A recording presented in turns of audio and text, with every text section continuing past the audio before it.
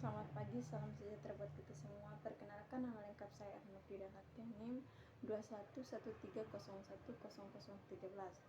Saya mahasiswa dari Universitas Nusa Cendana Kupang, Fakultas Kelautan dan Perikanan, Budidaya Perairan. Pada video kali ini, saya akan menjawab soal-soal UTS Bahasa Indonesia. Yang pertama, ragam dan variasi bahasa merupakan salah satu topik untuk mata kuliah Bahasa Indonesia. Situasi seperti apa penggunaan bahasa menggunakan ragam bahasa, dan pada situasi seperti apa variasi bahasa digunakan dalam sebuah komunikasi. Terdapat 3 faktor yang mempengaruhi ragam dan variasi bahasa, yaitu yang pertama budaya dan letak geografis, kedua iptek, dan ketiga sejarah. Yang pertama, budaya dan letak geografis. Seperti kita ketahui bahwa bahasa merupakan alat komunikasi yang digunakan untuk berintegrasi, bekerja sama, dan mengidentifikasi diri dalam masyarakat. Biasanya bahasa yang sering kita jumpai dengan kehidupan kita sehari-hari terdiri dari situasi status sosial, latar belakang budaya yang berbeda. Dari perbedaan ini, kita menjumpai variasi penggunaan bahasa oleh masyarakat setempat. Seperti yang kita dengar atau kita ketahui bersama bahwa negara Indonesia memiliki banyak bahasa daerah, dan sudah jelas masyarakat Indonesia dijuluki sebagai masyarakat multibahasa. Hal ini bisa kita lihat dari cara berkomunikasi masyarakat yang beragam. Sebagai contoh, dalam kesehariannya masyarakat menggunakan bahasa daerah sebagai alat komunikasi dan bahasa Indonesia sebagai bahan yang digunakan dalam situasi resmi. Mengingat letak geografis negara Indonesia yang sangat strategis, yang menjadi persimpangan jalur pandangan dunia, ini tidak bisa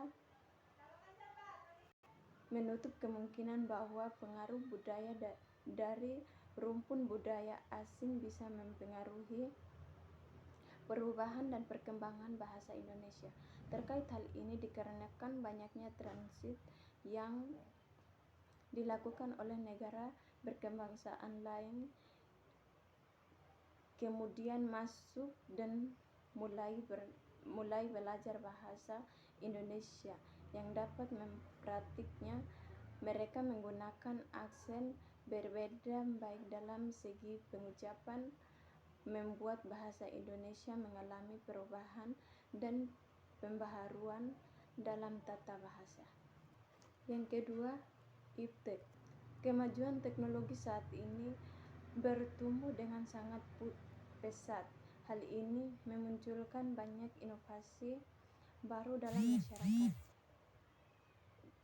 Juga tentu akan membawa dampak bagi masyarakat baik positif maupun negatif. Suatu negara yang menjadi pengaruh positif yaitu bisa mendorong masyarakat ke arah perkembangan yang meluas, sehingga dalam hal ini masyarakat harus menyesuaikan diri dengan perkembangan iptek. Dan yang lebih penting, banyak mengenal kata-kata, istilah atau kata tren. Dalam ruangan lingkup bahasa, teknologi informasi dan komunikasi sangat memegang kendali agar perbedaan manusia, sebagai contoh menggunakan telepon seluler yang canggih seperti sosial media, komputer, dan sebagainya. Dalam menggunakan berbagai media informasi tersebut, tentu saja bahasa sebagai filter atau standar utama yang dipakai. Untuk itu, maka perlu para pengguna teknologi informasi dan komunikasi diharuskan menguasai bahasa yang dipakai pada teknologi tersebut. Sedangkan dampak negatif dari iptek, penggunaan bahasa gaul dapat mempersulitkan penggunaan bahasa Indonesia dengan baik dan benar. Padahal di sekolah atau di tempat kerja, kita diharuskan untuk selalu menggunakan bahasa yang baik dan benar. Bahasa gaul dapat mengganggu siapapun yang membaca dan mendengar kata-kata yang termasuk di dalamnya, karena tidak semua orang mengerti akan maksud dari kata gaul tersebut. Terlebih lagi dalam bentuk tulisan sangat memusingkan dan meluangkan waktu yang lebih banyak untuk memahami. Bahasa gaul dapat mempersulitkan penggunaan dalam berkomunikasi dengan orang lain dalam acara yang formal, misalnya ketika kita sedang presentasi di depan kelas. Yang ketiga, sejarah. Sehubungan dengan penggunaan bahasa sebagai alat komunikasi, tentu adanya kebudayaan pada zaman nenek moyang. Pada saat dahulu, mereka bermigrasi dari suatu tempat ke tempat lain. Hal inilah yang menjadi pemicu munculnya bahasa yang beragam akibat penyesuaian mereka terhadap lingkungan sekitarnya.